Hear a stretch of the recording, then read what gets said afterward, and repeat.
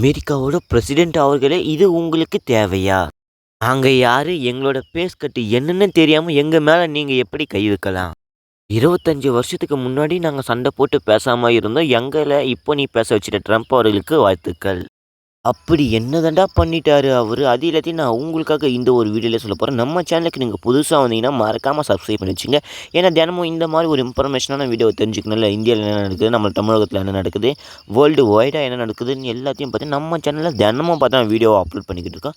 So அதனால நம்ம சேனலை சப்ஸ்கிரைப் பண்ணி வச்சுட்டு வீடியோக்கு லைக்கை கொடுத்துட்டு உங்கள் ஃப்ரெண்ட்ஸுக்கெல்லாம் ஷேர் பண்ணுங்க. எல்லாரும் இந்த மாதிரி ஒரு டெக்னாலஜி அப்டேட் பார்த்தீங்கன்னா தெரிஞ்சுக்கிட்டு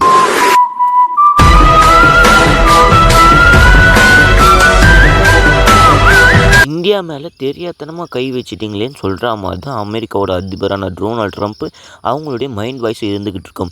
ஏன்னா அமெரிக்காவில் இருக்கிற பெரிய பெரிய வல்லுநர்கள் எல்லாரும் என்ன சொல்கிறாங்கன்னா, ஸோ ட்ரம்ப் அவர்களே நீங்கள் அவசரப்பட்டுட்டீங்க, இந்தியா மேலே இந்த மாதிரிலாம் நீங்கள் டேக்ஸ் போட்டிருக்கக்கூடாது.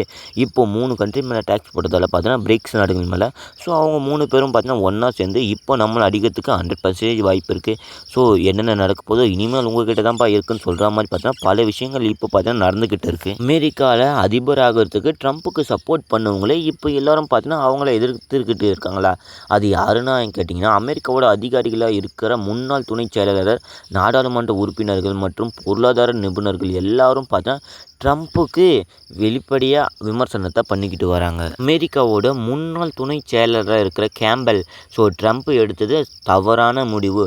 25 வருஷமாக சண்டை போட்டு பிரிஞ்சுக்கிட்டு இருந்த நாடுகளை ஒன்றா சேர்த்து வச்சது இல்லாமல் பார்த்தீங்கன்னா, ஸோ அவங்களுக்கு வரி மேலே வரி போட்டுக்கிட்டு இருக்காரு. இது ரொம்பவும் தப்புன்னு பார்த்தீங்கன்னா வெளிப்படையாக பார்த்தீங்கன்னா சொல்லியிருக்காரு. ஸோ இதை ட்ரம்ப் எப்படி எடுத்துப்பாருன்னு ஒன்றும் தெரியல. இவங்க மட்டும்தான் அப்படி சொன்னாங்கன்னு கேட்டிங்கன்னா அதுதான் இல்லை. அமெரிக்காவோட முன்னாள் பாதுகாப்பு ஆலோசகராக இருக்கிற ஜான் ஹோல்டர் ட்ரம்ப் கொள்கையில் பெரிய விளைவு ஏற்படுத்தி விட்டார். இனிமேல் நமக்கு கொஞ்சம் ஆபத்தாக நம்மளுடைய பொருளாதாரத்தை நம்ம தான் காப்பாற்றணும்னு சொல்கிற விதமாக பார்த்தீங்கன்னா, ஸோ இவங்க ஒரு முன்னாள் பாதுகாப்பு ஆலோசகராக இருக்கார். ஸோ இவங்க பார்த்தீங்கன்னா அப்படி சொல்லியிருக்காரு. பொருளாதாரம் அமெரிக்காவுக்கு காலியாக போகுதுன்னு பார்த்தீங்கன்னா 100% உறுதியாயிடுச்சு. ஸோ அதுக்கப்புறம் என்ன, பொருளாதாரத்தோட நிபுணர் இவங்க என்ன சொல்லியிருக்காங்க, அமெரிக்காவுக்கு மிகப்பெரிய சிக்கல் ஏற்படுதான்னு பார்த்தா சொல்லியிருக்காரு. இது எந்த அளவில் அமெரிக்காவை டேமேஜ் பண்ணுன்னு ஒன்றும் தெரியல. ஸோ கிறிஸ்டோபர் இவங்க என்ன சொல்லியிருக்காங்கன்னா, ஸோ பிரிக்ஸ் நாட்டுக்கு வரி போட்டதும் இல்லாமல் பார்த்தீங்கன்னா 3 பேரையும் ஒன்றா சேர்த்து வச்சு பார்த்தீங்கன்னா அமெரிக்காவை காலி பண்ணலான்னு பிளான் பண்ணிட்டீங்கன்னு பார்த்தீங்கன்னா ஒரு பக்கத்தில் பேச ஆரம்பிச்சிட்டாங்க. இது எந்த அளவில் பார்த்தீங்கன்னா அந்த அமெரிக்காவுக்குள்ளே பார்த்தீங்கன்னா ஒரு போர் நடக்கிறதுக்கு வாய்ப்பு இருக்குதுன்னு பார்த்தீங்கன்னா பல பேர் பேசுகிறாங்க.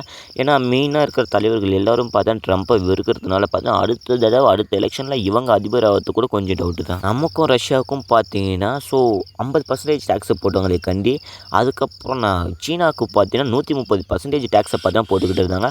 அதுக்கப்புறம் படிப்படியாக கொஞ்சம் கொஞ்சமாக குறைஞ்சி பார்த்தா இப்போ 30% டேக்ஸில் பார்த்தா சீனா இருக்காங்க. ஸோ நம்மளும் சீனாவும் இந்தியாவும் சீனாவும் பார்த்தா சண்டை போட்டு 25 வருஷம் ஆயிடுச்சு பேசி. ஸோ அவங்களுடைய பிராண்ட் எதுவும் நம்ம இந்தியாவுக்குள்ளே வரது இல்லாமல் பார்த்தீங்கன்னா பேன் பண்ணி வச்சுருந்தாங்க.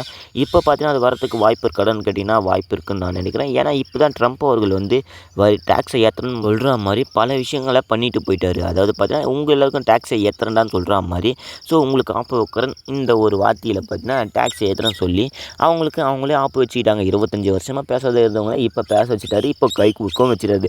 ரஷ்யா, இந்தியா, சீனா இவங்க 3 பேரும் பார்த்தா ஒன்றா சேர்ந்து இப்போ என்ன பண்ண போகிறாங்க, அமெரிக்காவை அடிக்க வேண்டியது தானே, அதை தான் பண்ண போகிறாங்க.